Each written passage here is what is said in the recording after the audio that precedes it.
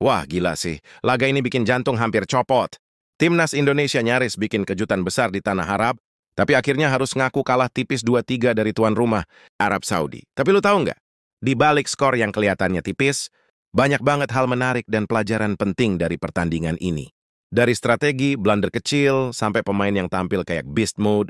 Jadi siapin kopi lo, karena kita bakal bahas tuntas kenapa Garuda belum bisa terbang tinggi di King Abdullah Sport City.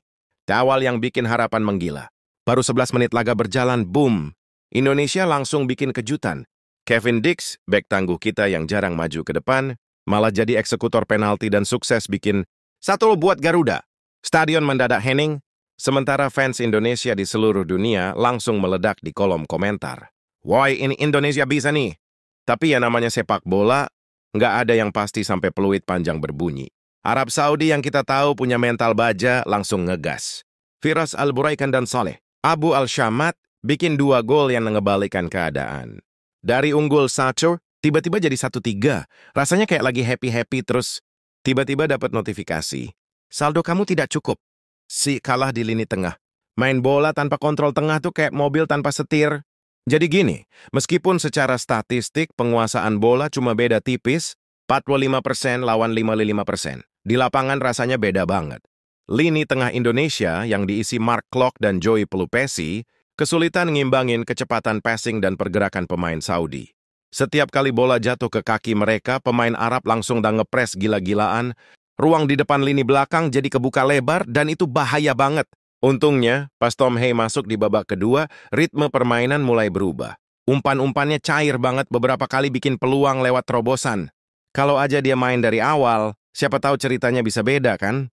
Penyerang terisolasi. Percuma punya striker tajam, kalau dikasih bola aja jarang. Nah ini nih yang bikin frustrasi. Di babak pertama, Indonesia nyatetin 4 tembakan, 1 doang yang on target. Masalahnya bukan di finishing, tapi supply bola yang minim banget. Serangan kita lebih banyak dari kanan lewat Miliano Jonathans. Nih anak tampil gila sih, 6 kali dribble sukses lawan pemain Saudi. So, tapi dari sisi kiri, Beckham Putra agak tenggelam. Jadi serangan kita monoton. Sementara Ragnar Orat Manggowen, sayangnya belum nyala. Nggak ada tembakan, nggak ada peluang berarti. Kayak wifi yang nyambung tapi nggak ada koneksi. Akhirnya lini depan kita kayak terputus, nggak nyatu sama tengah, nggak bisa bikin variasi serangan. Kesalahan elementer. Kadang bukan lawan yang ngalahin kita, tapi kesalahan sendiri.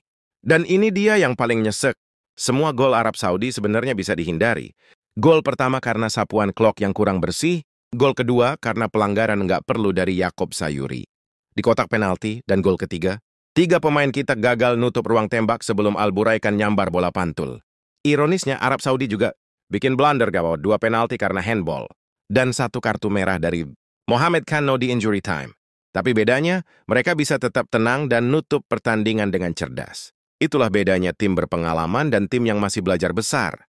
Taktik jitu Arab Saudi. Kalau strategi lo jalan, bahkan kekalahan sementara pun nggak bikin panik. Pelatih mereka, Hervé Renard, emang jenius. Setelah sempat tertinggal, dia ubah pendekatan. Fokus isolasi Joey Pelupesi biar distribusi bola Indonesia mandek, dan voila, berhasil. Arab Saudi juga disiplin banget main di 2 sisi. Serangan sayap cepat plus tembakan jarak jauh. Mereka tahu kalau Garuda suka ngasih ruang di second line, dan mereka manfaatin itu dengan klinis. Di sisi lain, Kluivert kelihatan agak lambat dalam adaptasi taktik, tapi ya wajar, dia masih terus ngeraba karakter tim ini. Tantangannya besar, tapi potensinya juga masih gila. Patrick Kluivert harus bertanggung jawab. Pelatih boleh baru, tapi tanggung jawabnya tetap besar. Banyak yang mulai nanya, apakah Kluivert salah? Jawabannya sebagian iya, tapi nggak sepenuhnya. Pemain udah tampil fight, semangatnya nggak padam bahkan sampai menit akhir. Tapi keputusan taktis, rotasi, dan momentum perubahan permainan itu tanggung jawab pelatih. Kluivert perlu belajar dari laga ini. Gimana caranya jaga keseimbangan antara pressing tinggi dan pertahanan solid. Soalnya, di laga segenting ini, 1 kesalahan kecil bisa jadi tiket pulang. Des Kevin Dix, back yang jadi pahlawan. Bayangin, back tengah jadi top skor sementara tim. Kevin Dix tampil luar biasa. 2 penalti, 2 gol, dan mental baja. Dia benar-benar jadi contoh leadership di lapangan. Padahal sebelumnya, dia pernah gagal penalti lawan Australia. Tapi kali ini, dua-duanya masuk dan eksekusinya keren banget, dingin, percaya diri, dan penuh tanggung jawab. Selain nyumbang gol, Dix juga jadi tembok terakhir yang rajin ngatur lini belakang. Pemain ini udah kayak gabungan bek tangguh dan kapten yang bisa diandalkan. Martin Paes, super keeper. Kalau bukan karena Paes, mungkin skornya bisa 2-6. Gila sih performa Martin Paes. 7 penyelamatan krusial dan semua refleksnya cepat banget. Terutama waktu menit ke-54, pas dia nepis sundulan Firas Alburaikan dari jarak dekat. Itu momen yang bikin semua orang teriak, Paes!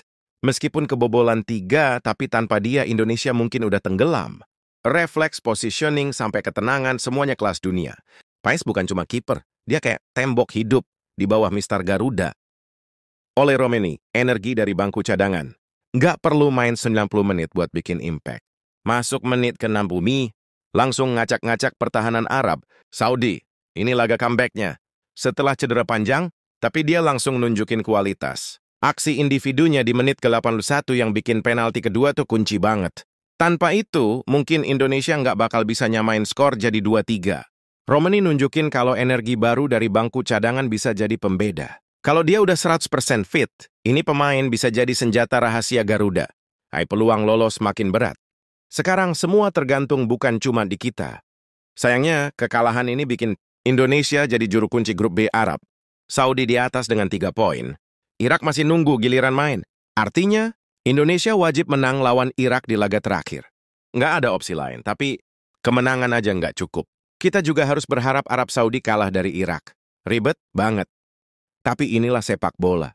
Kadang yang kecil bisa jadi besar kalau masih mau berjuang. Peluang 1% dari 1%, masih ada harapan, bro. Menurut data dari World Football Elo Ratings, peluang Indonesia buat lolos ke Piala Dunia tinggal 1%. Kedengarannya kecil banget, tapi hey, 1% itu masih peluang. Sejarah sepak bola penuh sama kisah keajaiban. Jadi kenapa nggak percaya aja sedikit kan? Asal tim ini terus main dengan semangat kayak tadi, siapa tahu Tuhan lagi ngetes kesabaran fans Indonesia aja. Kan harapan terakhir jadi runner-up dan ke playoff. Kalau nggak bisa lewat pintu utama, kita masuk lewat jendela. Kalau jalur langsung ke Piala Dunia udah mentok, Indonesia masih bisa ngincer posisi runner-up. Grup B buat lanjut ke putaran 5 alias playoff.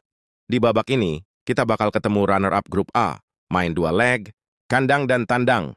Kalau menang, lanjut ke playoff antar konfederasi, ketemu wakil dari Amerika Selatan, Afrika, atau Oseania. Jalan masih panjang, tapi bukan berarti mustahil. Ini bukan tentang siapa paling kuat, tapi siapa yang paling tahan.